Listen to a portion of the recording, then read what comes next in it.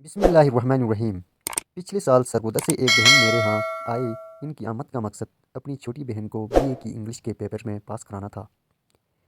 انہوں نے مجھے بتایا کہ ہم 6 بہنیں ہیں، سب سے بڑی میں ہوں۔ میری عمر 40 سال کے قریب ہے۔ کافی سال پہلے ہمارے ماں باپ فوت ہو چکے ہیں۔ اگر میرے بہن BA پاس کر لے تو اس سے کسی پرائیویٹ اسکول میں ملازمت بھی مل جائے گی، اور ہو سکتا ہے کوئی مناسب جگہ اس کی شادی ہو جائے۔ یہ الفاظ اس نے بہت دکھ بھرے لہجے میں کہیں اور اس کی آنکھوں سے آنسو جاری ہو گئے۔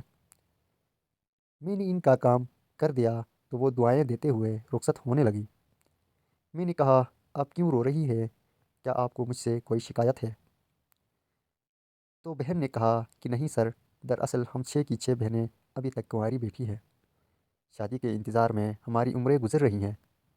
میری تو عمر گزر چکی ہے۔ میں بس یہ چاہتی ہوں کہ مجھ سے چھوٹی بہنوں کے رشتے ہو جائے۔ ماں باپ کے جانے کے بعد رشتہ داروں نے ہم سے تعلق ختم کر دیے۔ لوگ ہمیں یتیم لاوارث قریب سمجھ کر ہم سے شادی نہیں کرتے۔ چند رشتے آتے بھی ہیں تو جہیز کی بہت زیادہ ڈیمانڈ ہوتی ہے جو ہم پورا نہیں کر سکتے۔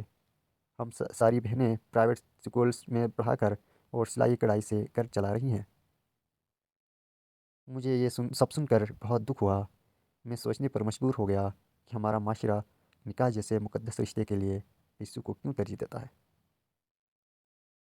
میری نوجوانوں سے گزارش ہے، خدا را غریب اور یتیم لڑکیوں سے نکاح کرے۔